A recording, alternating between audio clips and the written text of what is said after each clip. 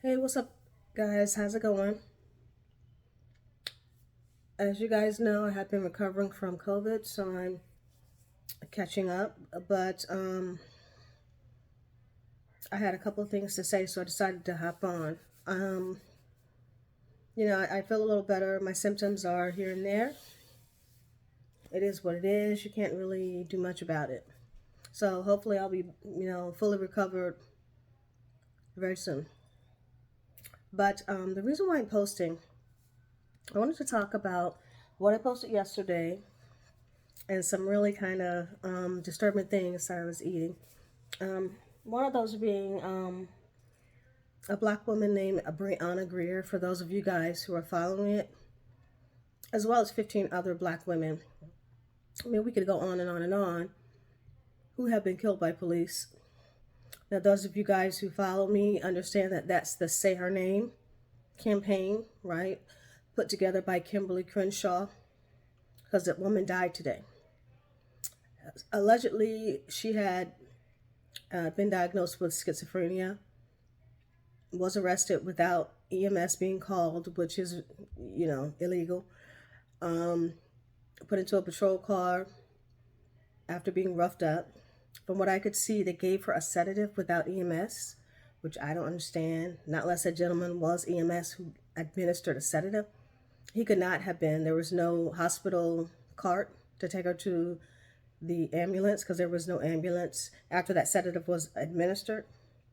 There was, you know, several mistakes that I saw that were made. None of that situation even looked remotely legitimate. I mean, they said they thought she'd been drinking. Could have been a possibility. The young lady said she was not drinking, had not been drinking, and they did not administer a sobriety test. Someone asked for a sobriety test and you're trying to accost them for any reason or arrest them, then you have to give them a sobriety test. Didn't do that. Didn't read her Miranda rights. Forced her to get into a vehicle. Sedated her illegally without EMS being there. Put her into a patrol car and started driving. And then somewhere along the way, in between there and wherever the hell they were actually going, and I'm not saying they were nefarious, but I can tell you what I'm about to tell you next, they probably were. Allegedly, she fell out of the vehicle and suffered some type of damage to her body where she died in the hospital today. Okay, now number one, if you were someone who were on meds, they have to call an EMS because they don't know what will contradict those meds. If you gave someone a sedative without that particular person being responsible for what he administered her, I mean, because it could be contradictory to what she actually was taking. It's 90 million things that she could have taken that could have caused reactions similar to being, intoxicated. And even if he said he smelled alcohol on her breath, which is even worse, you should never administer a sedative to someone that you think is on something else. It didn't even sound right.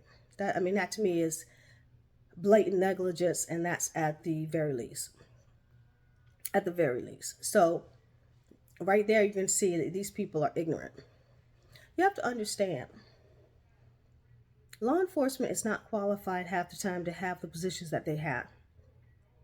If you went anywhere and someone said, I'm a grocery store clerk and I'm going to go ahead and give you the sedative because you won't do what I think you should be doing, I'm not going to give you any type of rights.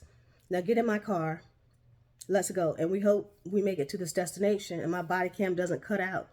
Because I really hope they check that body cam to make sure none of those reels are cut in between when she was in that front seat and when she fell out of the back of that car. Now, some people say she was in the back, some people say she was in the front. Why would you put someone like that in the front of your patrol car? And I think the reason for that is EMS should have been called. There's no protocol for that. Someone who is unable to comprehend, who is not actually conscious, should never be transported by someone who is not a medical professional for this reason. And my concern is, did he do this on purpose? Did they do this on purpose? I'm not implying anything. I'm just saying black women are out here, and this is in relation to my post yesterday, getting sexually assaulted, getting raped, kidnapped, killed, a black femicide, and nobody's doing anything about it. And, not everything is as sophisticated as this supposedly bumbled arrest. Now, if you're going to give someone a public intoxication arrest, I would think you probably would give them some type of test to make sure they were intoxicated, unless you found an open container. That was illegal. Every single thing that these people did who have a 5th grade level of education carrying a gun, I want you to resonate on that. People with 5th grade level educations who are not required to have a college level of foundation at all. They don't even have to graduate high school, from my understanding. They could be deputized and be stupid as, Gomer Pyle, and carry weapons. These people are authorized to shoot you. And they want legislation to keep you from being able to access your own weapon to defend yourself.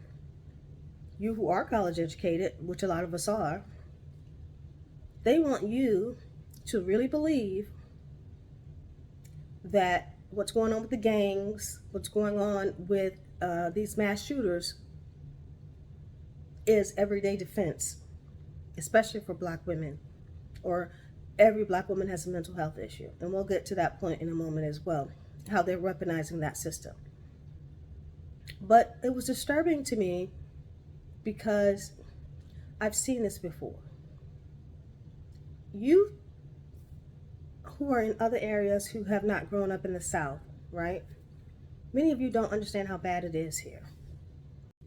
How bad it still is. In places like Texas, it's still considered the South, even though it's technically the Midwest. How bad that old boy complex still is. And you see how that gentleman who was African American or whatever he was jumped out the car, was the one who sedated her, saying, "Oh, wake up, wake up, wake up, wake." You don't give a sedative to someone. And for those of you who don't know what I'm talking about, I'll post the video on Twitter. But yeah, crazy. Do you have a medical degree, sir? Are you capable of determining the difference between someone who's angry and someone who's having some type of psychological concern? Now, in this case, which is rare, she had a diagnosed condition. When I say that, a lot of times they're weaponizing the mental health system against African American women. Let me say that again, and make sure that you hear it. They are weaponizing the mental health system against African American women. Because if nothing else works, just like it's 1950, I can lock you up in a sanitarium like those white men used to do to their wives who wouldn't obey. And I'm dead serious. Why not sterilize us while you're at it to make sure that we can't have children for the future? This is a real thing in the South. These people are ignorant. White women can still lie on you. They can still call the police on you and say you're a bad person, you're a bad mother. Now, of course, people who are legitimate, who have good levels of education, are not going to be like, I believe this. Because if they are, they're taking a bribe and they're just as corrupt and ignorant as these other public officials. And that's a problem as well. But when it gets down to it, how many corrupt individuals can we have? And what are the laws to prevent this from happening? In this particular situation, this young lady did have a mental health issue. Now, That alone should have told them to call EMS, because they aren't mental health professionals.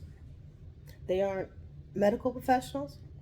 They can't tell if someone's having some type of mental or psychotic break, or if perhaps it is some type of, substance abuse. They can't tell that. That should have been a whole 15-minute conversation with her sitting in there handcuffed. If they needed to, they could have tied zip ties around her feet so she couldn't move, at the very least, and waited for that ambulance to show up. Why am I telling you this? Okay, this is an incident to the extreme. Let me see if I can fix the lighting in here. It's a little dark. Hold on.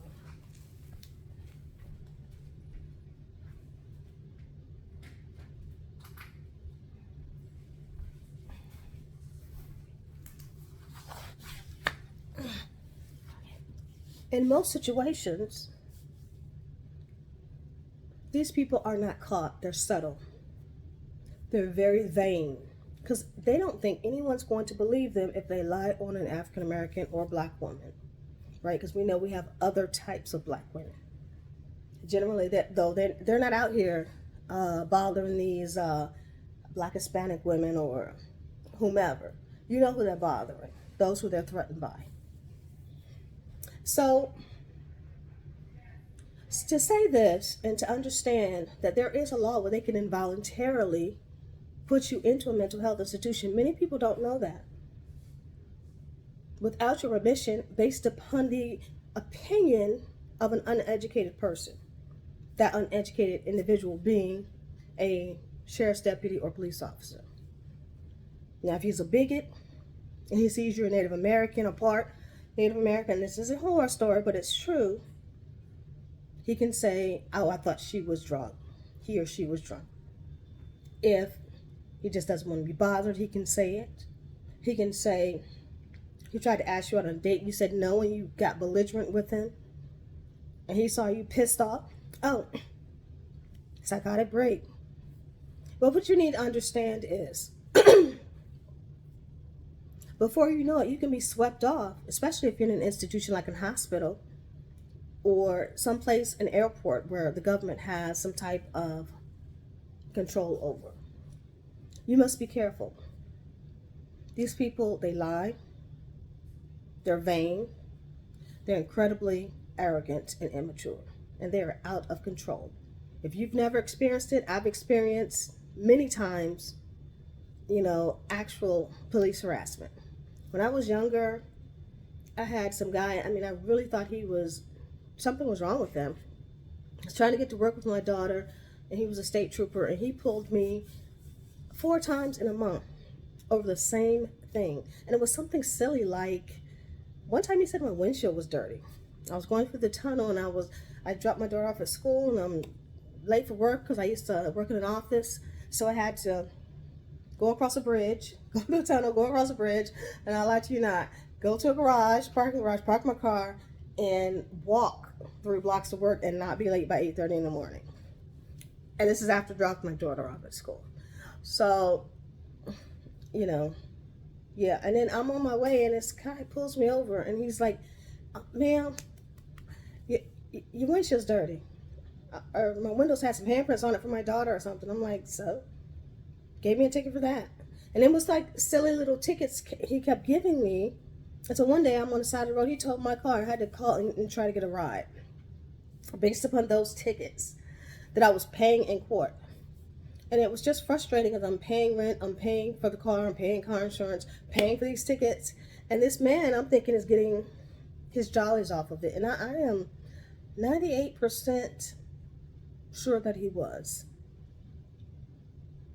And to this day, I've seen multiple incidents of police harassment. I've had deputies pull up on my bumper and almost hit me. And this is in Virginia, because everyone knows Virginia is a police state. So that's not unusual there. They're very, very arrogant and still very racist. Just absolutely horrific things. North Carolina's no better.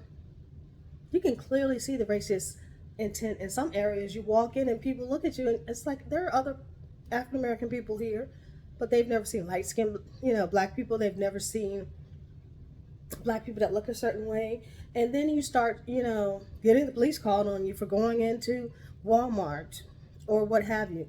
The problem is, and I'm going to say, all my viewers probably have seen this, and most African American people have seen this at least one time in their lives. When someone's jealous of you and they do something out of vanity and immaturity in order to get attention, but when it's done with a racist backdrop, it's so infuriating. That's the word I will use, infuriating. So when we start to examine what causes the root of all this racism, I could teach a class, literally. I could teach a class because, I have a master's degree in cultural psychology, right? Or psychology of culture, but I'm not going to. I don't teach for free because people take advantage of that and they become lazy and they don't want to go to school. They just want you to teach them so they don't have to open up any books. And then they'll take what they think they know out of it and then try to chop that up and make sense out of it instead of them actually learning the craft. They want you to do the work so they can go ahead and mess it up. But no, you have to be a student at one point, and you have to admit that you need to learn versus you trying to control something based upon what you think you know. A lot of people are in denial here. You're in serious denial, and they will attack a black woman by herself, literally. They will attack an activist. When people are single parents and they think you're vulnerable, they will do the worst and most horrific things because they think you have no one that's going to believe you. Women by themselves, period, but especially if you have children. And they love to try to threaten you in reference to your children. Anything they can use. Anyone that wants to weaponize the current system will and can do it because that's what it is. It is a racist system. Black women in the police have had a horrific relationship. Horrific. And people are starting to wake up, but they're still not doing anything. Now, I'm not talking about the showcase, big name cases like this one with Ben Crump and Breonna Greer. Or all of the other ones that have been just as bad. A woman shot in front of her child. And the majority of the ones that you see, which is also that 1950s type vibe, are going to be trying to make black women look like we're crazy. Trust me. Because that's their weapon. That's what they're doing. When you speak up for yourself, if you say something that they don't like, they're going to weaponize the mental health system and lie on people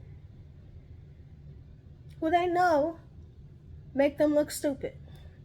If you have higher levels of education than the person that's making a diagnosis, we have a problem. The first thing I would say is women are vulnerable in black communities because we don't often have men in our households, which makes sexual assault more prevalent. It also makes it more prevalent for these people who are in positions of authority, for those of you who read the post yesterday, who understand what it's like to have an allocation of power over women, right? It's a power differential. You have too much power.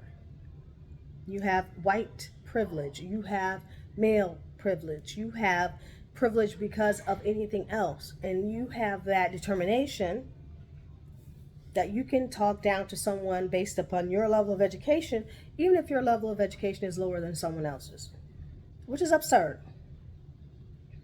And so what I often encounter is the arrogant factor. And it always comes down to two things: privilege and money, which translates to social capital for these people. If they feel like they have social capital, if they feel like someone has lied on you that has more social capital than you do, just like a child, if they feel like they have more influence, more social capital, whoever is more believable in their opinion is someone who has more. And if you're an African American person, even if you do have more, they're going to be suspicious of you because they do judge you harshly. And they judge you even more harshly if you have higher levels of education than what they do. They dismiss it. Because if you did, why aren't you in some big mansion somewhere if you're more intelligent than I am? And why were you so vulnerable I was able to get to you? Your level of vulnerability will depict how much harassment you will go through in your life. And everyone knows that. That's the first thing that the law needs to re-examine.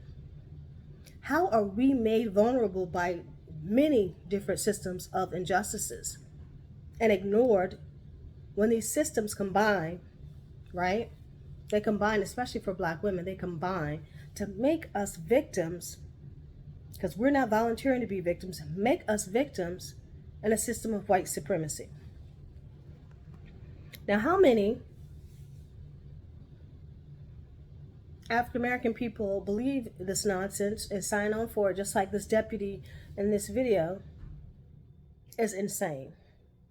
How many of those African American people are jealous who are calling the police inappropriately and lying because they're jealous? How many of these African American people and people of other races are getting paid to do so? It's adding insult to injury. Internalized depression is, hey, shut the door. You want to come say hi? You have to do it in front of the camera, baby. I'm this way. Hey. They can't see you. Hey. Hey. Go fix something to eat. I'm too tired to eat. You too tired. Your medicine's making you tired, isn't it? Yeah. Lay down. You've been up since I'm the crack of dawn. I'm busy in my room, Mama. Yeah. Well, we're all tired here, so just also take a break. Yeah. No, thank you. Yeah. Those of you guys who are new, my son has autism and he is now taking some medication, more than the vitamins that I've been giving him since he was about 2. And we're trying to go a different route to see if we get him to sleep a little more and to control the ADHD portion, primarily of his autism, and get some of those tantrums down, because he's 16 now and he needs to,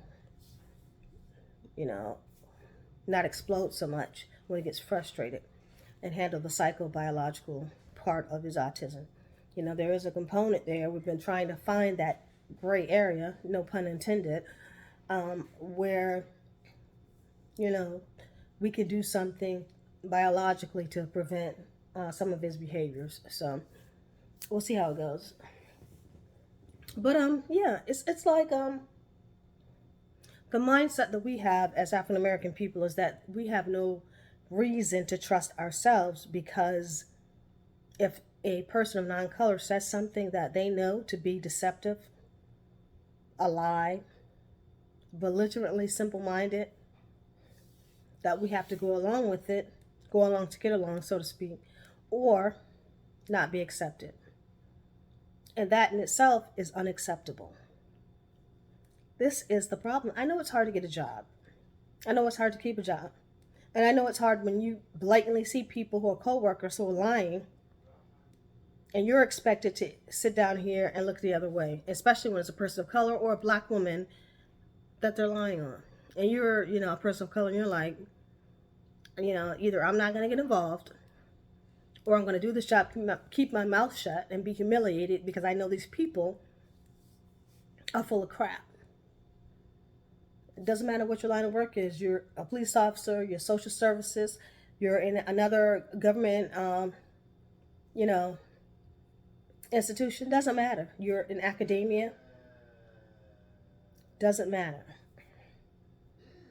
When you're doing something you know is wrong, whether you're helping to weaponize that system just like they are, or whether you're accepting accolades for helping to weaponize that system of white supremacy and violence, specifically towards Black women, you are equally as held accountable as the people who are, participating in the event. You can't look the other way. You don't get special privileges. Like, I'm going to give you a pass. You don't get a pass. You do not get a pass. And no one is, going to sit down here and tell me that I'm wrong, that I need to go ahead and forgive people. I don't forgive people that don't deserve forgiveness. You have to earn forgiveness. You don't just say, I want it. I'm sorry. It's not the Christian iconography here. You do something, you be held accountable for it. You don't just accept someone or expect someone, to forgive you because you think you just deserve it. Oh no, you must apologize and you must do better. And then I'll think about forgiving you. It doesn't happen that way. Now, I know all about the law of attraction and making sure that if you give people forgiveness, it returns back to you. However, you must be selective with who you forgive. Who got paid off of using that black woman? Who's getting a promotion even though that black woman is incarcerated, locked in an institution, illegally killed? Who even cares if you're gone after this person has done all these things to you? And what person of non-color is sitting here thinking that they have no accountability? If you're a person of color that's participating, that would be you too. I don't want to leave you out. So, to me, I just don't understand it. You expect everything from us. We have to be kind. We have to be forgiving. We have to look the other way, turn the other cheek. The raisin in the sun, good Christian. I'm not a Christian. That's not my faith. I don't dislike Christians. That goes for Catholicism or any other religion. I don't really care for religion as a moniker,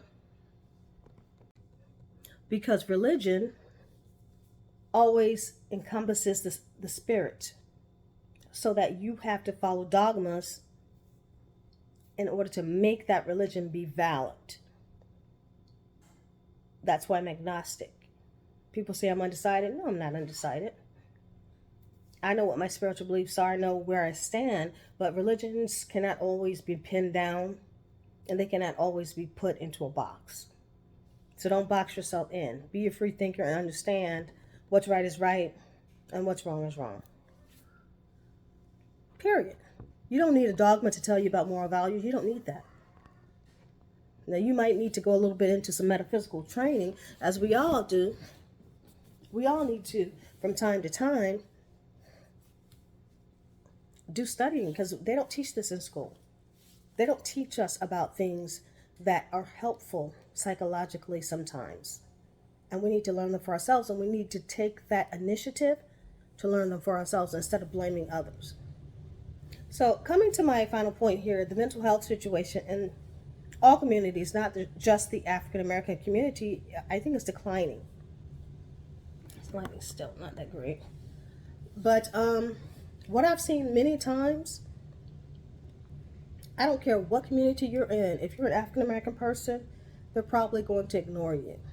What they're looking at is some older African American people, or something they've learned from the 80s, or the last time they've actually had a decent conversation with a modern African American person.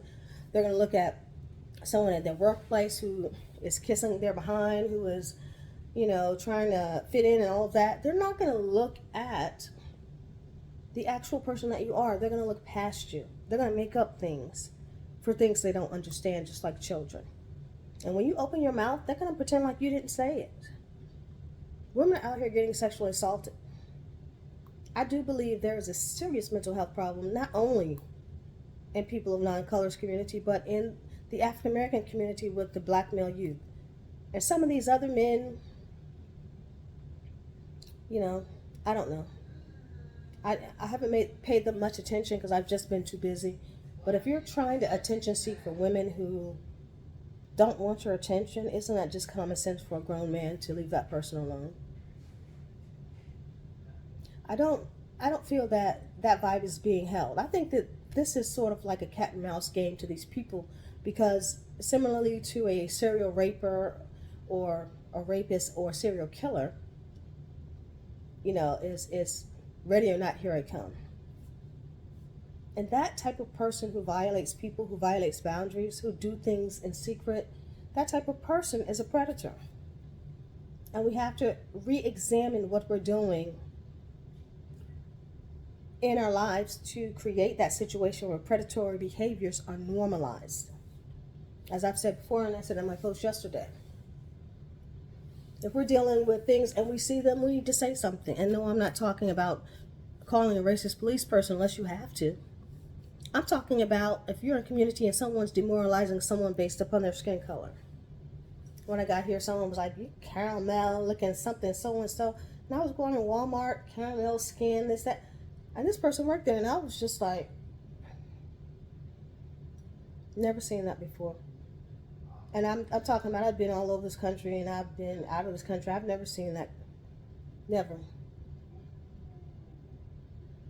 That was really bold, arrogant, and stupid. But the thing is, would I rather have had this man say this? And me know that he, was arrogant and misogynist and simple-minded? Or would I rather have just guessed if someone would follow me home or something? And you realize that some of these people have children, and they're raising these children to believe it's okay to objectify women. And it's not a small thing. It's not just catcalling. It's not just misogyny and misogyny noir. It's acting upon those things in their minds. I don't know how to describe it. I've never seen such arrogance to think there's nothing in their way, because black women have no power to them. Excuse me. We are an object. That is disturbing to me. And I see many weaponizations of this system. I see colorism. I see, when I say immigration, I mean Hispanic immigration specifically. Because what people need to understand is many of the things that are included within things that are being weaponized are included within the organization of what's called Hispanic Latina culture, right? Whether it's Latino, whether it's Latina, whether it's female or male, I don't care. And I've said that many times. I'm not trying to be rude. I just don't care. All right? It's just like saying LGBTQIA or just saying LGBTQ. Sometimes you just say LGBTQ and get it out your mouth and get it out the way. It's the same thing. So I'm just going to say Hispanic right now. 80% of Hispanic people are white anyway. And you can have any number of Latino people, whatever, call themselves white. And I don't know, they may be able to interchange, I don't know, in their countries. It depends on whatever their laws were. However, don't assume, again, that all black people are going to be Latino and that's the cool space for black folk. It's not. Not necessarily. Depends on how they're raised. So when we go and we see colorism coming to a head again, like we have, those of us who remember the 1980s, you must remember there was also a push for immigration that came about in the early 90s when all of that gangster rap stuff was going on, whatever they were covering up. In LA, a lot of immigration was going on. When you understand the instigation of invalidating single motherhood, especially with black women attaching stereotypes. The welfare queens, this, the that's, the promiscuity stereotypes. Along with that comes patriarchy, which was absorbed also within the Hispanic immigration movement. Not everyone's married, but a lot of them will intermarry, and then those of them who are single, marry sometimes, a lot of times, into white communities, and you may not know that they're Hispanic or Latina. But one thing about their culture is they're very, very traditional. Okay, patriarchy hurts a lot of times the black communities. Whether a woman is single or not, traditional value systems based upon patriarchy are killing the black community, okay? It's not saying mother and father together isn't a good thing. It's saying patriarchy is a bad thing. They're two separate things. Patriarchal dogma, misogyny, and things that disrespect people who have one income and basing things on two incomes is prejudicial. It's familial discrimination, okay? So we didn't see a number of things that were going on in the backdrop. All the sensationalism, and you guys know I love Pac as much as the next. Many of his words, I could have said out of my own mouth, hint, hint. For those of you who don't know, or who aren't in the know, now you know. So that's all I'm going to say about that. But I mean, as far as what you need to understand, sometimes you see things in front of you that aren't. And that's what I'm telling you right now. Sometimes you see things presented to you in a favorable way, favorable lighting, favorable clothes, popularity, simple mindedness, and you're not looking at anything but a recreation of what someone else has done. Case in point, someone discovered Biggie Smalls for single the other day. There was another artist who did it 1 or 2 years before, and he looked like Biggie Smalls. His name was what's his name? Big Daddy, something, Big Daddy, IG or something. And it legitimately found the album cover looked just like Biggie Smalls, played his music. It was the first single from Biggie Smalls, and it sounded exactly like it, and it came out a year or two before his. Okay? Now, then, of course, you have those who are in denial, who have cognitive dissonance, who say, well, suppose he sold the rights in all these years. Because we all know this is probably true, especially with Puffy or Diddy or whatever his name is. All these years been sitting here getting paid and just not saying anything. How many of y'all really think that's true? I can't see you, but I'm quite sure. If you're raising your hand, then you're a fool. If even one person raises a hand, that man got ripped off. In his whole life, you know how humiliating that is? I mean, you cannot be prideful. Okay, many people who are true Christians, as they call themselves, don't believe in pride. Everyone has a certain amount of psychological ego, and you have feelings. Your feelings are hurt. Someone stole from you and made millions of dollars off of you and laughed in your face. And I don't care who you are, it's going to hurt your feelings. But this happens a lot, especially in the entertainment industry. I've told many people who follow me on Twitter about the Kim Kardashian thing, where she went into salons, pretended to want to work with people, and stole their name and their likeness. And those people had to just about go bankrupt and move. This is the reality we live in, people. Wake up. They're scam artists. I don't care how much money they have. I mean, Diddy is notorious for not paying people. How many millionaires, billionaires, go without paying folk, unless they just in a bind? But I guess that's the reason why they are that way, having all that money, because they don't pay any damn body. Kardashians too, that just came up the other day. They said she didn't pay her maids and they're suing her in court, and they have a case because they're owed wages, right? You have a maid, you need to pay your maid. You got millions of dollars and you can't afford a maid bill, or let's use the correct term, politically correct term, a housekeeper, someone to do your lawn.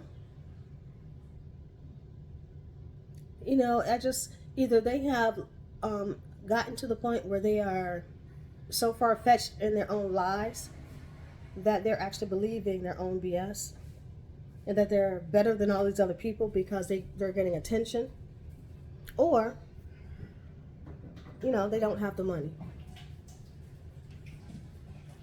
Which, I mean, doesn't invalidate them, because you can have fame without money. That happens all the time. Anyone could be famous. You're here today, and tomorrow you do something, and they could have pulled you from a trash heap, and then you're standing there like Vanessa Williams in that Muppets video. You're the trash queen, and now you're famous. Great. But then they didn't pay you. Yeah, I know a lot of times that has happened to people. That's a very real thing. So what I'm trying to tell those of you who are not children, which I hope many of you are not, is in life, bad things happen to good people. And what I'm finding is many of you are drinking the Kool-Aid. The worse it becomes, and all of these factors, colorism, furthering patriarchy, encouraging people to look for that money. We're talking about capitalism. And some people say it's a have and a have-nots. It's not that. It's the have and a have-nots after we held you back and told you could not have it. So now how far can you get? How far can you get? Like they're holding you back in the race, and then they decide to let you go after everyone else has already run. How far did you get? And they're purposely letting, I was telling my daughter this, Jasmine, I'm like, they're purposely letting your generation, well, it's not even her generation because she's a millennial, technically. They're letting the really young ones, like 16-year-olds, become like millionaires on TikTok. They don't even literally have a high school education. They're letting people purposely surpass you and get false fame and money and bait you with their arrogance and immaturity. This is a system I've seen many times before, especially in Virginia. And it's a system of white supremacy. I don't care if you see African American faces. Soldier Boy did that the other day and was flossing or something in front of some guy. And I was doing this since I was 16 years old. I've been a millionaire since blah, blah. You know what? And when they showed a little black girl on TV the other day, she looked kind of like she was, I would say, she was not transgender, but she was someone who obviously had not come into her features yet as far as being a woman. I'll put it to you that way. And she looked very young. She was 13, and they said she had made it into medical school. So when they show black women, this is what they're promoting to us. This is what you can do. You can work your whole life and prove to people that you're just as good as they are. Because we know you're insecure at a young age. Here you go. Now let's see what she can do. I mean, in one sense, okay, we know black women are smart. But are you really doing this because you think we're seeking validation and it's a side eye sort of thing? Because you think we seek your validation. That's a very, very, very wrong thing to do. That's that movie I was watching with my daughter. Just came out on Amazon. It's about women who are time traveling, little girls. Just let my mind, for those of you guys who know it, I can't think of it. Just came out. And basically, they're from the 80s. It's just like Stranger Things, but with little girls. And they have this little black girl who runs into her older self. And she's like, I thought we wanted to go to MIT, because we're saying we, because one is the younger, one is the older, looking at one another, the characters. And one is in the 90s now, and she's like, well, that didn't work out because I went to MIT and it wasn't for me. I didn't like it. It wasn't what I thought it was. Meaning there was a lot of racism, there was a lot of sexism, there was a lot of inequality financially. I got there, couldn't afford it. And a young kid, because that's how many of you still think, who was 13 was like, you had to really try, or 15 or whatever character age she's playing, you know. And she's like, you can't just give up on us. Many of you are still those kids. I'm not saying give up hope. I'm saying recognize the things that are actually causing inequality and try to resolve them, and stop buying into stereotypical mindsets. Because that's what people do who are racist. That's what these police officers are doing. And the more we don't say anything as black women, the more sexual assaults are going to happen. The more, violent abductions, you might as well call them, by police are happening. The more women are going to get killed. And it's not all police officers' fault. This is just one particular example of say her name. Many black women are being assaulted and killed by black men, their partners. So thus we come into that patriarchy thing where it's working out for me here in the white community and Hispanic community, but it's not working out for you. So what are you doing wrong as a black woman where it's not working for you? There must be something wrong with you.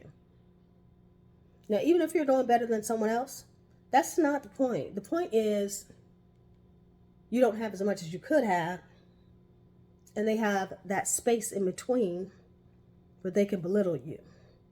They can make you feel small. So we're always doing twice as much trying to keep up on that treadmill. And if we ever make a mistake and trip, now normally people just say, oh, get back up, or you'll be fine. But then they do things like call the police on us if we look like we're anywhere near not doing better than they are. as black women by ourselves. Now, I don't know about relationships and what's going on with domestic violence. Someone on my Twitter said domestic violence is a fueling factor. I don't deny that in the black femicide, domestic violence is a factor. I'm not denying that. It's always been a factor. Is it escalating because of the pandemic and all that? Sure, sure.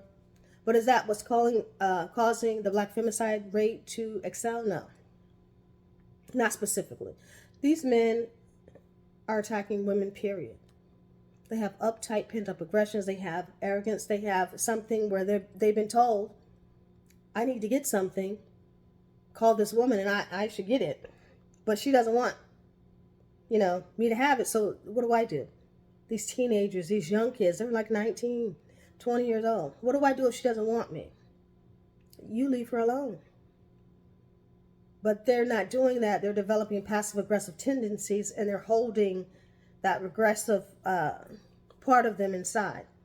And they're waiting until she's by herself or, what have you, and then they're going in there and attacking. Or they're worse than that, they're hiding it, getting into a relationship with her, and then how they repress it all that long, I really honestly don't know. That's a serious psychological problem. But they repress it, and then they attack. They just lose it. When she leaves, when they can't have their way, they can't have their child, she doesn't want them anymore. These are problems where black men are losing control in their own lives.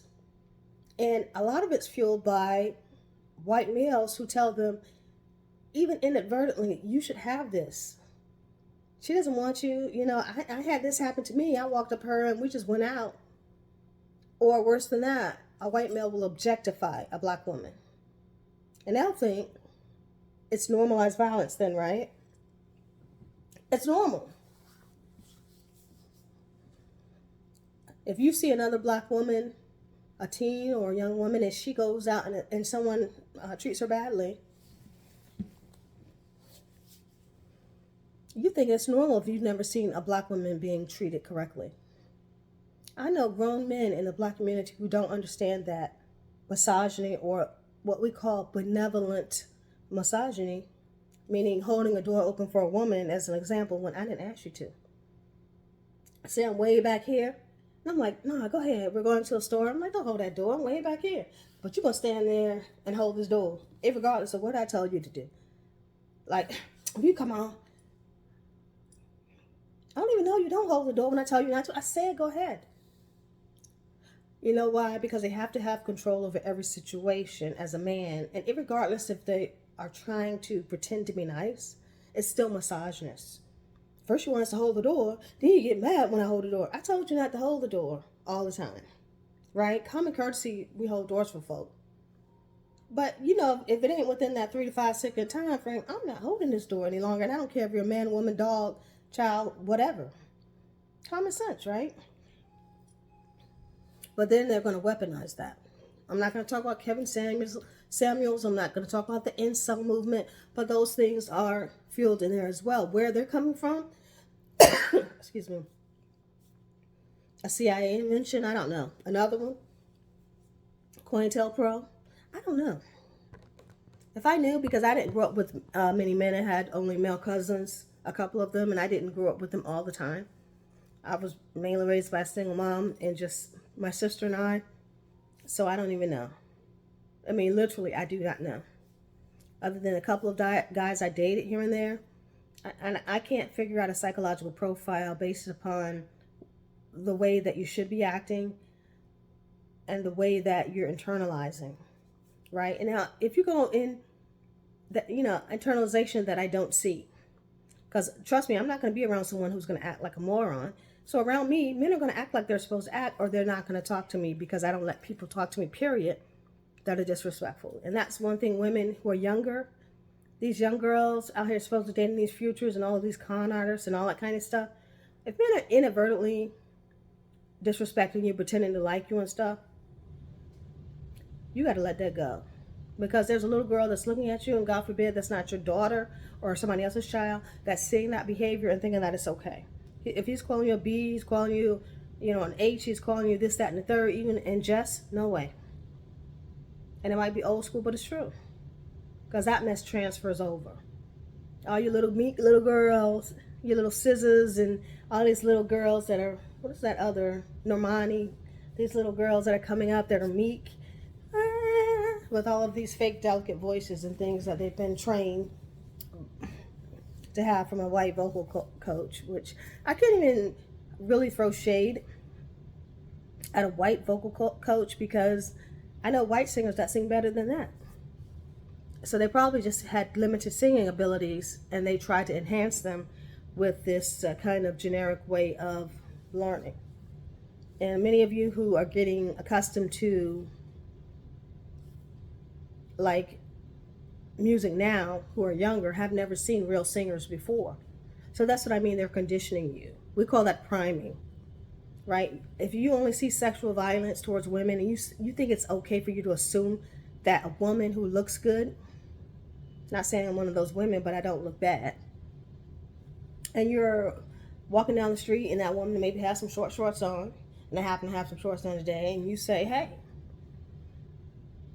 the way she looks, I could really talk to her. I don't understand why she doesn't stop and talk to us. Because she doesn't like you. If she did, she would approach you, or she would have someone that approaches her with some type of respect. What I'm finding is men are trying to objectify women again, as if we're the ones with the problems, because it's not that they don't have the role models. That's what I'm talking about. But the role models are bad. And we know this in sociology and psychology, that when we put men back into the home through studies, even if they had been separated from their children, they compete with the males in the home, because the male has to be a good father. He has to be a decent person. He can't just say, I'm a father, and that's it. These kids learn by example. And if you're treating the mother badly, you're abusing, people in the family, including her, that child's going to develop those behaviors. It's common sense. And that is unfortunately what is happening. There's a lot of jealousy. There's a lot of hate. There's a lot of things that many people consider to be really, really kind of satanic that are happening. And I'm not going to go into the metaphysical. I'm not going to go into any of that. Not today. But we can't ignore these things. I'm not going to go into gender. I don't do gender. And I was telling my daughter the other day, culture does include gender. And from time to time, it does become relevant. But I will not go. For women, especially black women, gender is probably the last thing that we deal with, because we also have to deal with racism and sexism and so many levels of patriarchy. I mean, from just, mild discrimination to, blatant sexual harassment, to a point where if you were another color of person, you could prove it easily. And it's so blatant that, that person all but says what they want to say. Like, you can tell they want to call you a spick or something, but they just don't say it. Or they're getting their jollies off, off of pissing you off. But you can't. As black women, we have to keep it together. When we can clearly see we're being discriminated against, we're being treated badly, we're being taunted and ticked off. When we get ticked off, I don't know, is she having a psychotic break? Not to my knowledge, because I'm the expert on it, and I can tell you she's just pissed the freak off. Because you pissed her the freak off, and you pissed her the freak off. And that's the ultimate just kicking the teeth. I'm going to piss a woman off, pretend like I didn't do it, like I'm going to gaslight this person after I've been doing these things to literally stalk this person, sexually harass her, but because she's an African American person or any woman of color, I'm going to pretend like there is no emergency. I don't even know what you're talking about. Completely gaslight black women. And this is happening, I'm quite sure, to a number of black women. And then you get low self-esteem and put your head down like, oh, well, maybe it's not happening. Bull. Oh, you scream at the top of your lungs, this crap is happening. You know what I mean? Like, the non-blondes, what's going on? You know what I mean? What's going on? And then nobody answers you. Because it's bullshit. Excuse my language, but that's really what it is. So, we have to look at the things that are weaponizing it. Colorism. patriarchy, immigration does play a huge part. And how immigration, we are taught not to discriminate. We cannot make people speak our language. For those of you who are thinking that is illegal in or out of the workplace. They do have to pass the test for citizenship. No, we do not make people speak our language. We do not have to, use violence, but we do have to teach that there was a history here of violence before you got here, and you're perpetuating that violence. Possibly.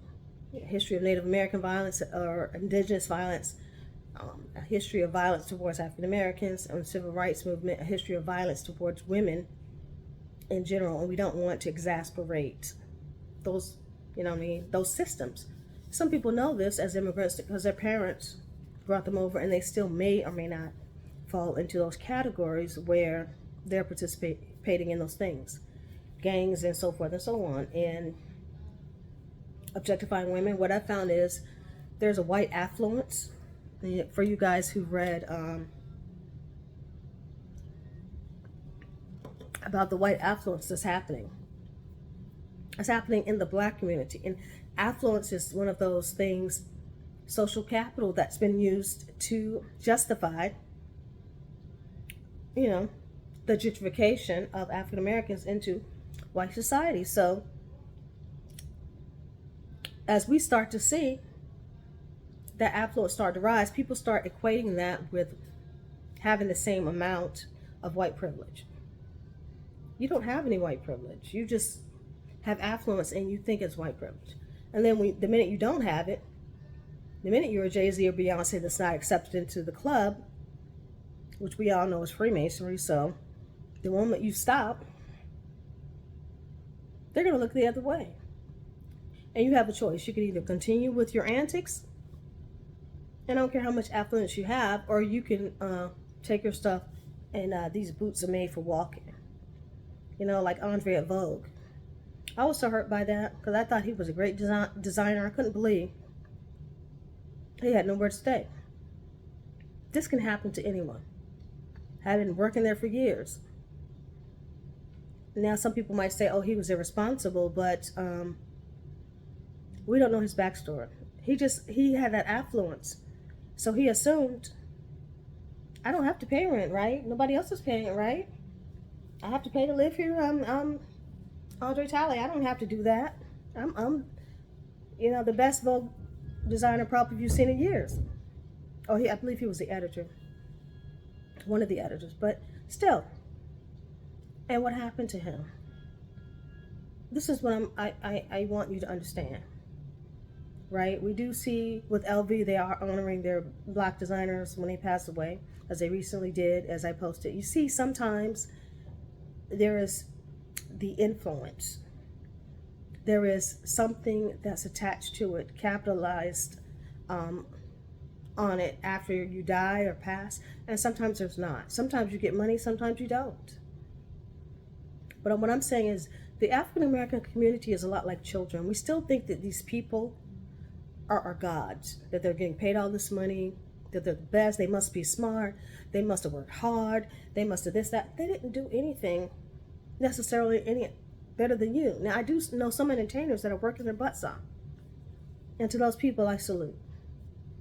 If you're doing your very best and they're, giving you money for what you're doing, salute. I'm not disrespecting people that just want to work. You got to do what you got to do. But what I am saying is there are a lot of people out here getting over, and they're using affluence.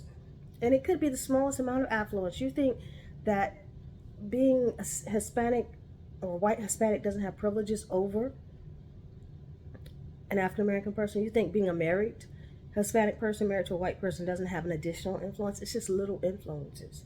And you don't realize them, they're in your mind, but you're just kind of like, because it helps you with mobility. And one thing we need help with in African American communities, especially women by ourselves, is the mobility aspect. We need help with mobility. Our social mobility, what they're trying to tell you was that 13-year-old girl, is going to be hindered by a lot of things. And I'm not trying to hex or anything. I don't believe in witchcraft. That's not me. I'm not Beyonce or Kim K or any of that. My ancestors had powers way above witchcraft. So I don't even need to be confused with those, okay? I think in the past, when I was trying to tell you about my spiritual side of me, many of you tried to equate that to negativity because you don't have the knowledge that you need to have spiritually. Yeah, you're nowhere near it. And I'm not arrogant, I'm just telling you. If you think I'm anywhere near negative, you have no idea.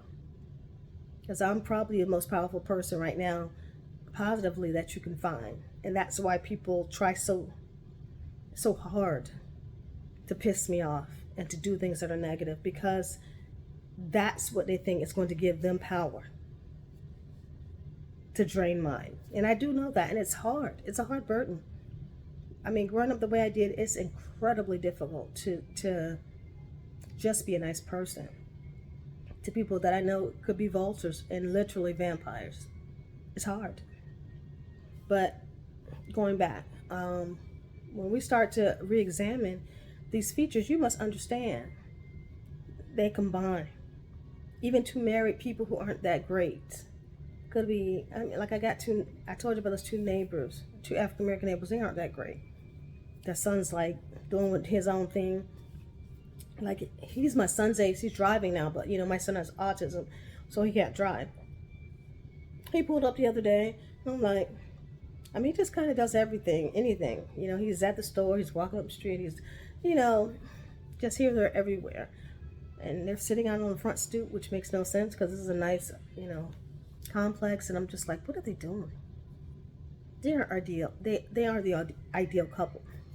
But do they get criticized? Probably not. And if something were to happen, would they look at me versus them? Probably. Because that's what racist people do. And that's the portion that I'm trying to get you to see. You're hiding things behind patriarchy.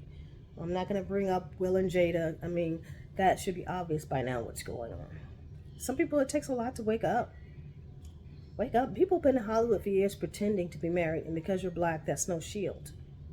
They got people on the DL, they got people in open relationships, they got people, doing whatever. Stop being little kids. They want you to be that 13-year-old all over again every time they post a story like that. Happy I got into medical school. I mean, are you kidding me? I'm not going to wish anything on her. Like I say, I'm not a negative person, but she's going to get discriminated against. She's going to get her feelings hurt. This is not Doogie Howser. There's a lot of stuff that's going to come along with that if she does decide to go at a young age, which I would not recommend. Maybe sexual harassment and I don't want to say this, but, sexual assault. It's not pretty. Naivete is not pretty in the African American community. You need to be smart and stop letting people flatter you. Wow, smart black little girl. She got into medical. Okay. But are you guys going to help her pay for it? Are you guys going to give her housing? Are you guys, I don't know her parents' situation. Are they able to pay for it? And are you going to keep her safe while she's there? I just want to, because I know a number of black doctors, and it wasn't necessarily easy for them, but the ones that were able, both medical doctors and those who have PhDs, the ones who were able to finish their PhDs had people helping them, whether it have been a mentor who helped them navigate through the system of, we would say, equality in most cases. And then we had people who financially helped them in some way, who were sometimes connected to that other party, sometimes they weren't. And they say mentorship has failed. I don't know. But there's a failure in the system where people are falling in between, and it's primarily because of financial factors. And you know what happened to me? 2 classes and a dissertation away from my PhD. Now, I'm not complaining. It was disappointing for me to only have 2 master's degrees, of course, a bachelor's instead of my PhD, but, I'm still doing better than some. Now, is it going to benefit me as much as maybe a person of non-color that just has a bachelor's? No. No. And that's been, statistically and academically proven. We have to do twice as much as black women to get the same amount of respect and, job possibilities as someone without. So, I mean, you got some people like me out here working Uber, and it's not a joke. And it's time for us to wake up and start realizing that we have to make these people be held accountable for the discrimination against us. They always say black women are the smartest. We have the most degrees, but do we have the best jobs? Do we have even the best possibilities? No, we don't. No, we don't. And that's got to change. What also needs to change is us fighting one another, which is one of those things that are culminating within that system that's hurting us. I'm not saying be sister, live like Audre Lorde and be sisters. I'm not saying that. Although that's what I believe in. I'm not lesbian, gay, or anything in between, but I believe that the philosophy that she states that we should all be sisters is absolutely true. And that's breaking down because we have some instigators, whether it be white supremacists or not, whether they be Hispanic people or not, whether they be anybody that wants to ease on in there. These people are instigating racist practices. Again, I've seen it. I saw it growing up in Virginia. Virginia has a number of racist people. But we got it to a point where we could survive equally without it being every single step that we took. We were suffocated for a minute. And now, whether they're hiding it or not, you can at least get through the front door. Now they're hiding it a lot through gentrification. And most of that is weaponizing the youth into thinking that they automatically deserve the things that maybe someone else does who's better qualified. That has been the case for a while. So, and that's not a number of different places, not just Virginia, but I'm telling you that can be weaponized quite easily.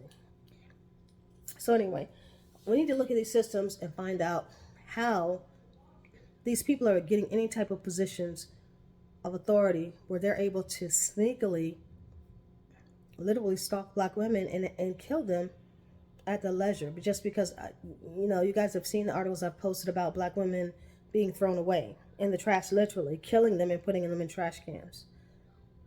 We have problems. These men, and it's not just men, it's anyone who participates in this type of debauchery and this type of behavior, they're out of control. It's serious. It's not just people who are dating them. The majority of the stories you will see will be domestic violence and IPV right now. But this escalates. And this has happened to many people. It's happened to me. I've been a stalking victim. I may be right now. And what makes me feel uncomfortable is that the men aren't very well educated to know it's not okay to go up to someone you don't know or pretend to know this person. Pretend. I don't like to play pretend. For those of you who know, now you know. Those of you who didn't, now you know. Yeah, we'll leave it at that. For those of you who didn't know, now you know. Yeah. But I mean, I don't play that. None of that. You have to have enough self-esteem to walk up to someone and ask them out on a date. If they turn you down, you have to have enough self-esteem to accept rejection. You cannot pretend to be in a relationship with someone that you are not in a relationship with. This is the mental health breakdown that I'm talking about. You cannot have a neighbor. You cannot have a coworker. You cannot have someone you see at the grocery store. You cannot have some nice looking woman that you wish you were with and pretend that you are in some way associated with that person. We're going back to 1980s. What we used to have actually happen was the white men used to compare us to their wives a lot. Well, my wife did this and that and the third.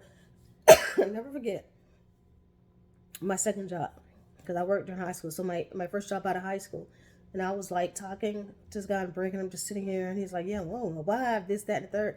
I could have sworn he called me a Negro. I don't even know where he was from. He wasn't from that area. And I was just like, excuse me, this COVID is still, I don't know, still prevalent, I guess. Could be a sinus infection, but that's still hanging in there. But anyway, the point was, it was crazy. That's what they do. They compare you to a woman they know very well as if you're the automatic counterpart. They can treat you like their wives and objectify you without paying bills, without being associated with you. And then once it gets to a point where you're vulnerable, say you had to pay rent or something like that, or you had to pay another bill, then they accept no responsibility. How are you going to be both? As if, because in their fantasy relationship with you, they're paying these bills. Or they just dismiss that portion because they really believe that objectification of black women is uh, for real. And these lonely little girls out there will internalize it. I've seen black areas like that where they try to trick out those little girls and make them marry those nasty old men. I've also seen times when those nasty old men got killed by those little girls because you're not going to trick me out. Because if that little girl was a single parent or something like that or didn't have a family, they decided to throw her away to some pervert. We don't do that where we come from. We just get rid of the perverts. I don't care if it's a married pervert pretending that's unhappy in a relationship. You need to go somewhere else and get your life together. Because you're not paying bills in someone else's home. I don't care if you're a little lonely little 17-year-old. This is an epidemic of mental health problems. If you're in high school, just out of high school, you're a young boy, and you need a companion, you need to go find some little girl that will talk to you and have a relationship with you. If you're an older man and you want to talk to a woman and you're unsure of how she feels, you need to talk to that person directly. Don't ask their friends. Don't ask their neighbors. Don't ask anyone around them. Don't be insecure about yourself and then pretend that it's okay if that person responds negatively to you, or that person doesn't respond because that person doesn't know what you're talking about. So at the end of this, I'm going to go into a topic that some of my sinuses are killing me, but the antibiotic is over, so I hope it's doing its job.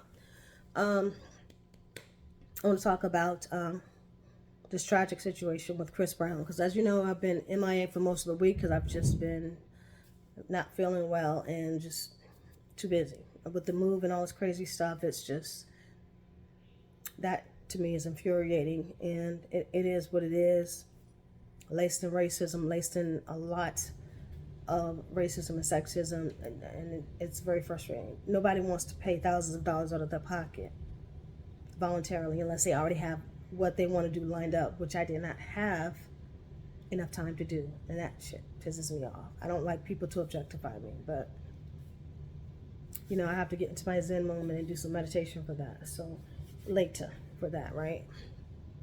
What I'm talking about right now is this issue I've been hearing about with Chris Brown, the singer Chris Brown, who you guys have probably heard of. He's also from Virginia, but he's not from the Hampton Roads area where we're from. We have 7 cities at the southern end of Virginia, and then there's all the way up to Northern Virginia and DC. There's cities. So he's Rappahannock, Tappahannock, somewhere. That's not Rappahannock, Tappahannock. I think it is about an hour from where I am, something like that. Maybe an hour or some change, if that. So anyway, there's a young woman that has supposedly developed AIDS, full-blown AIDS, not HIV, for you guys who haven't heard. And they're saying that she had friendships with Chris Brown as well as Nick Cannon, okay, in the past. Now, one thing you have to understand about the AIDS, all of these things that are currently happening have happened before. And I'm suspicious as to why. I'm just saying history does repeat itself, but does it repeat itself so blatantly? Or is someone actually getting it to repeat itself? Because the first time, they didn't have enough chance to get their deviousness in there. You know what I'm saying? I'm just saying. But, yeah. They showed the pictures of her in the hospital. It was just devastating. She's already small, you know, less than 100 pounds, and she lost weight, which is very rare for a woman to weigh that much after the age of 18. So she was already skinny, thin, and she lost a lot of weight, which we all have from time to time for various reasons. But anyway, she discovered she did have full-blown AIDS, and now, of course, the black media is trying to attach one thing to the other. Well, one thing about the stigma of AIDS in the black community, and this is also something that I found disturbing. Now, I applaud those of you who were being mature adults who did not weaponize this system. Those of you who did not comment negatively on the black vlogs, who did not characterize her as being promiscuous, who did not characterize her as being stupid or something hypersexual, any damn thing. Those of you who didn't try to make her into his own freak show, who were really big people, I thank you. And I thank you because there is a problem with black men that people aren't talking about. Now, with this particular situation, I'm not sure who it was that sexually assaulted her. She did not say it, but she said she had been sexually assaulted at least twice, and she wasn't taking care of herself. Now, when you say you're not taking care of yourself, when you go in for pap smears and things like that, they don't necessarily test for STDs unless you ask them to. Okay, that's a different test that they have to do that you have to ask them. So she could have been going to the doctor, but not necessarily getting the STD test that she needed. Now, as far as, and if you don't think you have HIV, you're not going to ask them, can I get the full panel to test all of the STIs and STDs. You're going to have some symptoms, and then you're going to go in there and say, hey, I don't feel good. Could you please test for this? But so maybe she was asymptomatic, number one. But she didn't know she was sexually assaulted, which is what I just told you was one of the things that black women are going through. One of the things that's being weaponized once again against black women. And I'm not saying that it's all men of non-color, because some of these black men are participating in trying to threaten these women, coercion, excuse me, there you go, coercion, using coercion to try to get these women to do certain things, to date them, to marry them, to do whatever they come up with next, to, I don't know, put themselves on the street corner. Because for me, having an MPH, it sounds like push and pull, right? It sounds like trafficking. You want to put them on the street corner. I'm going to be nice to you if you do this. I'm going to leave you alone. I'm not going to harass you. I'm not going to break into your house and sexually assault you. I'm not going to treat you bad or anything, which is basically just rape anyway. I'm going to do this for you if you do something for me, and then I'll leave you alone. Then I'm going to pull away, and then I'll do it again, and I'm going to up it next time, right? And it sounds ugly, right? It's very, very subtle with these kids that are doing it. I mean, we didn't have much pimp culture going on other than this Pharrell Snoop Dogg crap, which we didn't take seriously because they were not allowed to pimp black women. That's considered racist even now. And that, I mean, really, honestly, to tell you the truth, I don't think we were the primary market. And, you know, it wasn't a thing where we came from. It was considered really, really, really, really lowbrow and idiotic, right? Like, people called you a po-ass pimp if you got to go out here and try to pimp somebody who don't want to be pimped. Like, what are you doing? You so po, you got to go out here and try to traffic somebody? Now, these days, trafficking has become the norm. As I've told you guys, it's surpassed drug trafficking in this country. Sex trafficking has surpassed it because people have become so desperate and so kind of loathsome. That's what I'm looking for. So it's common for these young girls, and sometimes you see them walking on the, not the highway, but the roadway as you're driving. You're like, why are they dressed like that, walking like that at that age by themselves? One time I saw some little, I don't know, some white guy like half a block behind her walking. Maybe, you know, maybe he was with her, maybe he wasn't, but that's disturbing. This is a decent neighborhood. And you know what? I don't think that these women are willingly doing this thing. I think that they're being tortured. I think that to a certain extent they think it will stop. And these brilliant people think they can gaslight these kids, hey, I'll leave you alone. And then they yank up a little higher. You know what I'm saying? And that's sad. And I think that when I saw her situation, it was something that was purposely put out there to make it look like, okay, black men are having sex with multiple women. In the Nick Cannon situation, whether he's passing away or not soon, which people seem to think, you know, I don't know, about his medical condition, it's still kind of outrageous. He wants to have this fantasy of being a king and having multiple children all over the place that are going to grow up without, you know, and I'm a single parent, and I believe you should be able to have children by choice whenever you want. But if you're purposely leaving kids that you know unless those women have agreed that they're going to be single parents, they're going to take care of those kids because they want them and not just because they wanted money or to be with you. I don't know, maybe he's promised them money for the rest of their lives or something after he's dead, insurance money or something. I don't know what scheme this is. You never know. And with Chris Brown, they're always on him trying to make him look more promiscuous than what he probably has been in the past. And that started after Rihanna and everything. I'm not siding with either he or Rihanna on that whole thing because there's a lot going on there. There's a lot going on there. Anytime I won't side with women in an abuse case, that tells you something. So I'm gonna leave that one. I'm gonna leave that one alone. So I didn't call you, babe. I didn't call you. Will you go ahead and eat? Okay. All right. I thought you were laying down. You said you were tired. No. Okay. So, I mean, concluding with this, one of the things I also see here with this situation is the promotion of promiscuity of black women. And that's why I say, for those of you who did not say, she's a H, she's a this, she's a that, she should have been more careful. Okay, when I was coming up, we didn't have female condoms, right? They were invented, I don't know, late 90s, early 2000s. But she did have the possibility of using that, but always blaming women for things because the men also could have used condoms that she was with. Okay? We're always blaming people, looking for someone to blame for a situation. And I'm glad that you did not choose to dump on her because she was honest with her truth. What? What happened? I don't know. If it broke, just leave it there. She was honest with her truth and told people, hey, I'm worried about other people. And that is a form of compassion to say, hey, I'm sick. I may have infected someone. Just like if I had gone to the grocery store and say, hey, you guys at Walmart, I might still be, affected with COVID-19. Be careful. At least I said something. I don't think I am, but suppose that was the case. At least I did something right. So one of those things about understanding how quiet the black community gets when we start looking at what caused a situation. Many people want to gloss over the fact that she was sexually assaulted. You can't gloss over that. Don't gloss over that. Trust me. And it could have been very well one of those times that she was actually given that disease without her knowledge.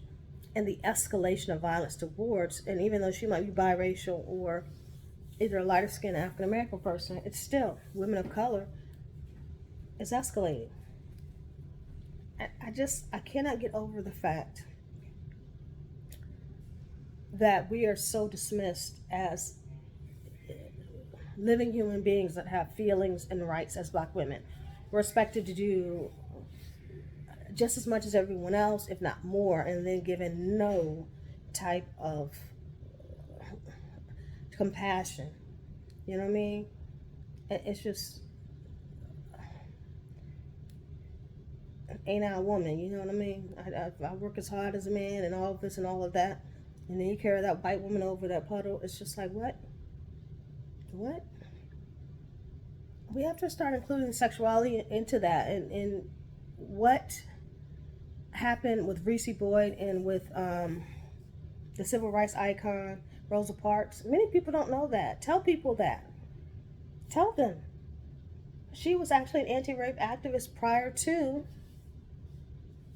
going to work for, the civil rights organization that she was with. She was trying to handle the most obvious association with racism that we in this time frame keep ignoring.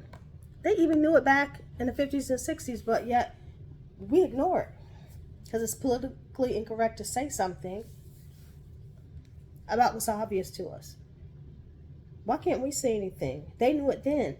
Then when the NAACP decided to not handle issues as far as women are concerned, we had no one, and we still have no one.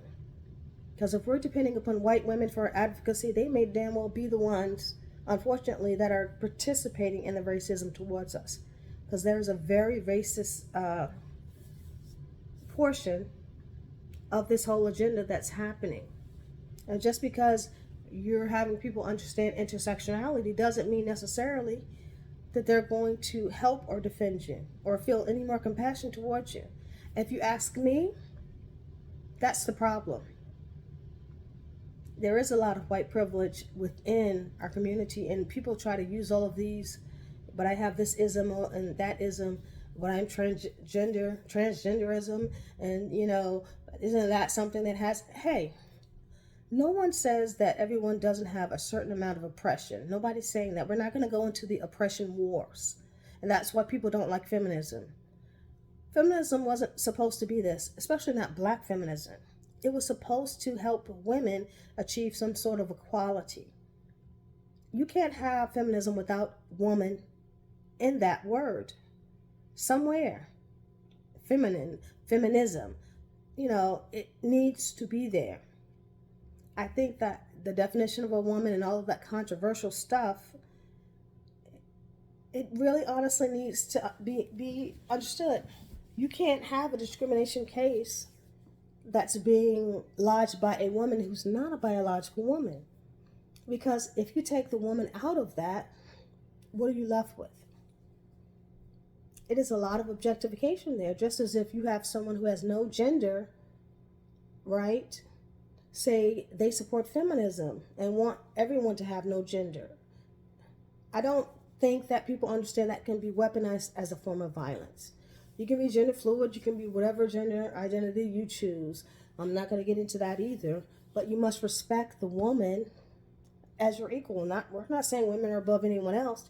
No one's asking you to kiss anyone's behind, but you can't have something be something if it's treated like it's not there. So again, we see the whole objectification of women, period, right? There's objects, so there's these things. But then we see black women or African American women, and actually black and indigenous women are both the largest in this country to be murdered. So I many times I won't say indigenous, but insert black and indigenous, together. So black and indigenous women, are invisible. So not only are we objectified as the other, through motherhood and any other label that you like to mention, but then we're also treated as invisible. These are two things that are double entendres for us, right? We can't just be objectified and be invisible. Now they're starting to kill us. And it's not just to say her name thing too. It's a number of men and a number of black men. I post stories every single week. And I mean, sometimes multiple stories which are horrendous. Thrown away like trash. I try to stay away from stories that don't sound like they're legitimate, just because I don't want to be involved with maybe if there is some type of illegitimacy going on. I try to find the ones that I know look like they're legit. And it sounds bad because being legit, talking about killing someone and someone's murder, yeah, it's always so gruesome. It's depressing, but it's the truth. You don't want it to happen to your daughter or your neighbor, so you need to join in this discussion, in this fight, to let people know. I don't care if it's Congress, I don't care who it is. You need to understand that there needs to be a discussion about black femicide. There needs to be a discussion about the immaturity of black men and anybody that's participating in the objectification of black women, even if it's another black woman. But there are some crazy black women out here too. So don't think I'm going to sit down here and pretend like there isn't. There's some crazy black folk, period. This is not old school 1950, 1960. This is now. These things are happening now. It's so hard to get black women to own their sexuality, to not be afraid to be a woman without being hypersexualized.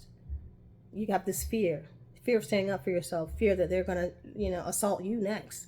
I'm not afraid of anything. I don't care what anybody says. I'm afraid of telling these younger men they can't objectify other black women. And you're definitely afraid of telling white men that. For what? I don't know. You have rights. You have a human right to live upon this earth and have your own opinion. You can breathe, you can eat. And in this country, you can actually voice your opinion, I should say, and tell people how you feel. And say, that's not right. I have a right not to have violence towards me. One of my neighbors, who is a jackass, has his music up loud. And it's just another scenario in Crazyville. I tell you, if I moved out in the middle of nowhere, and I mean literally in the middle of nowhere, no cars, houses for hours, it will be someone who would pull up behind me and try to move either across the street from me or somehow behind me or in some way begin to colonize that area.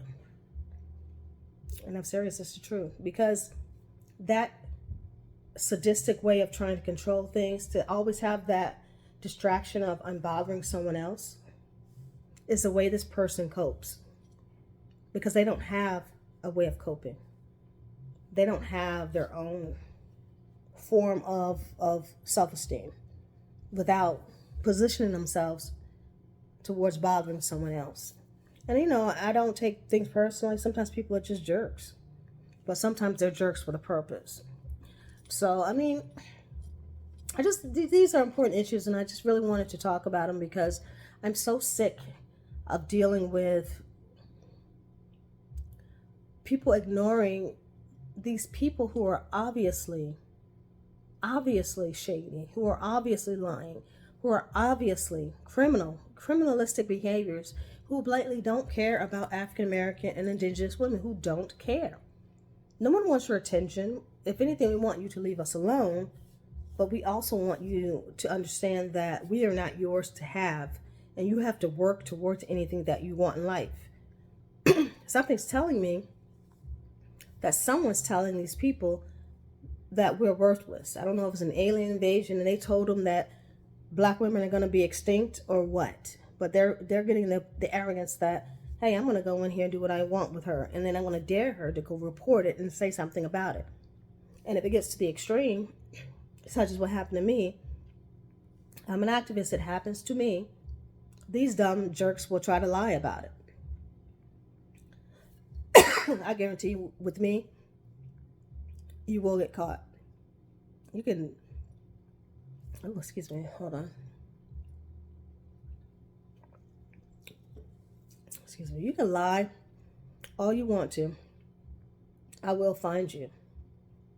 You can keep ignoring the truth all that you want to, but you're not going to sit down here and lie on me and then think I'm going to sit down here and not say anything, and I know about it. That's why they're so sneaky and passive aggressive. I do not tolerate disrespect, not in any way, shape, or form.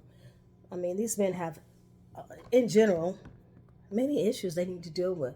And you're not Mother Teresa, even though she wasn't such a great person in real life, but you're not a saint.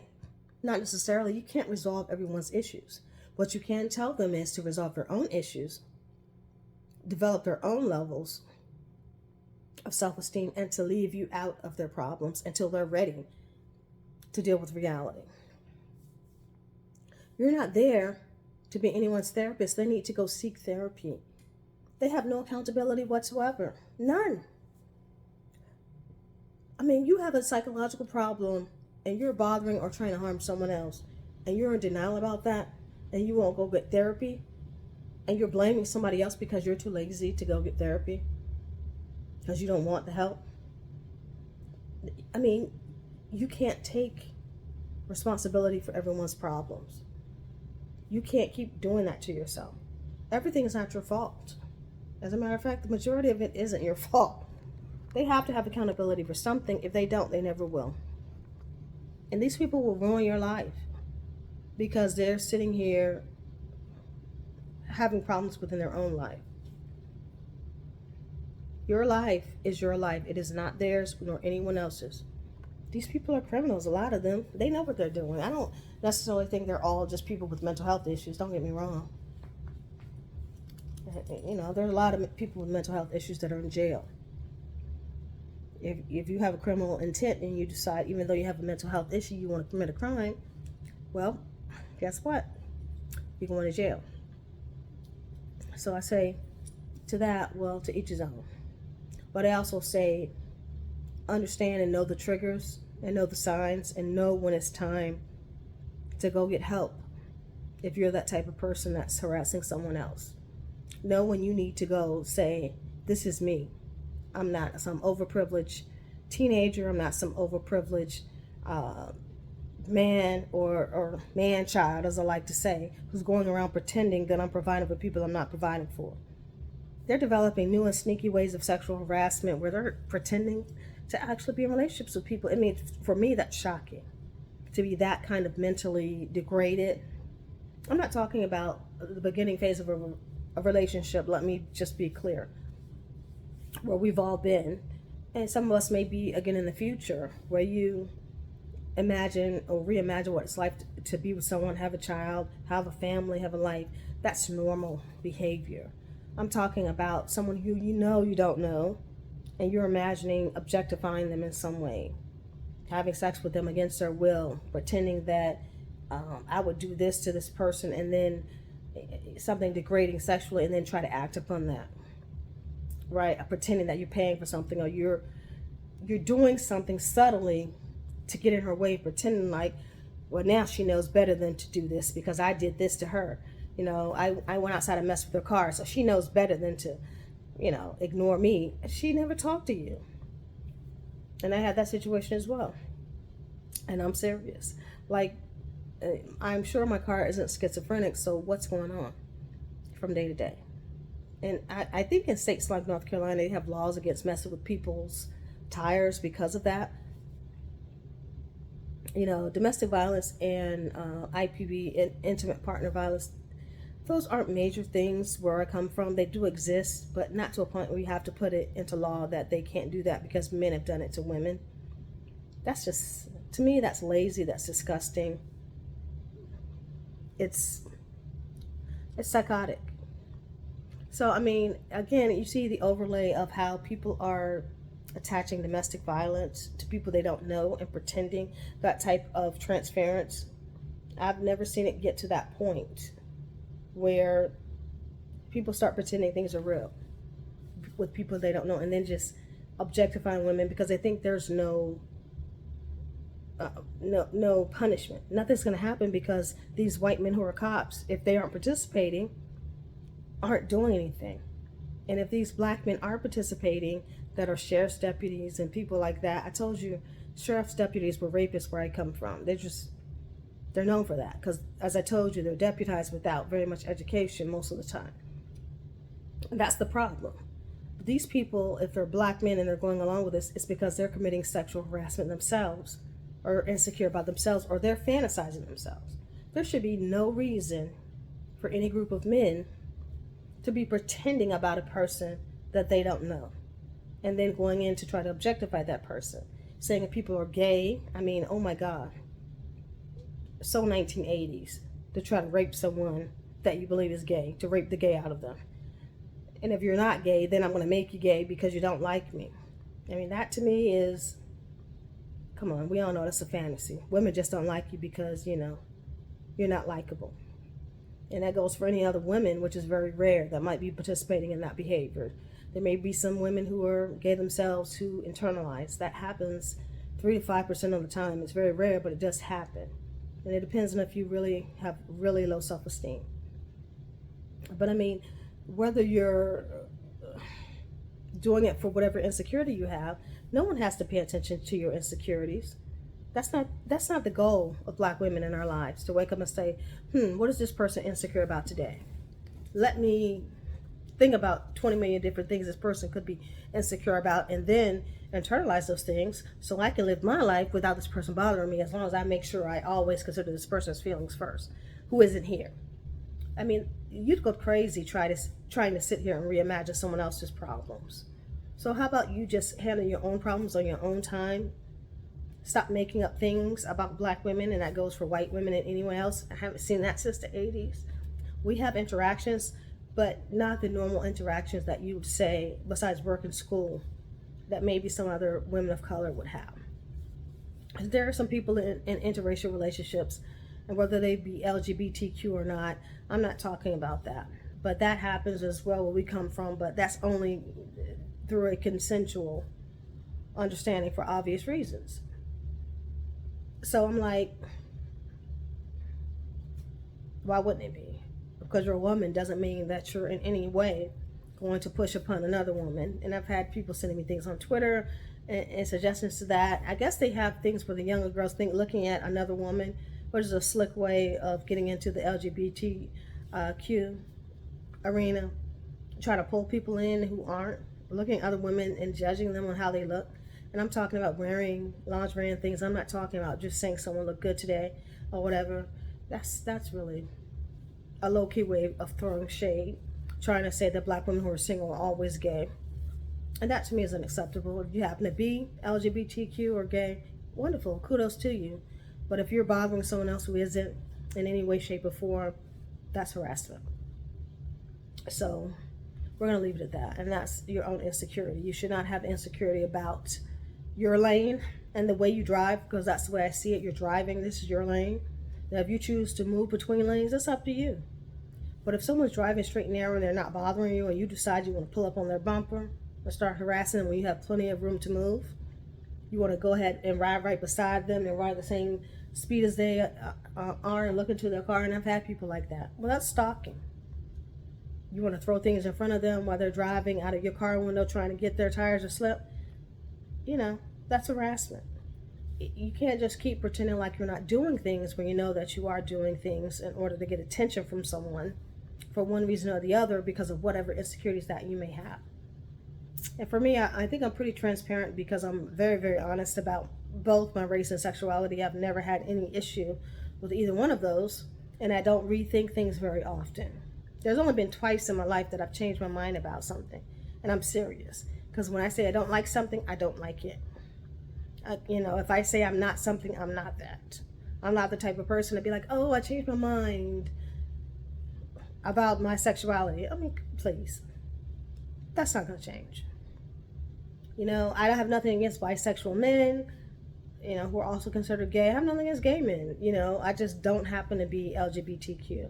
And I don't have a thing in my mind that's ever going to change that. And I don't like men who are insecure about women who are single not being LGBTQ, because that's it. That to me also goes into that agenda where you're trying to make everyone fit into this mold, which could be harmful towards women. It shouldn't bother you one way or the other, whatever I am, because you should be minding your own business. So anyway, there's a lot to that conversation. I'm not going to get into it. So anyway, I'll talk to you guys a little bit later. Hopefully I'll still be feeling a lot better. I'm still a bit congested, which is hard for me to talk, but I'm getting there. So that's the good part. And hopefully I'll talk to you guys a little bit later. All right, I'm out. Bye-bye.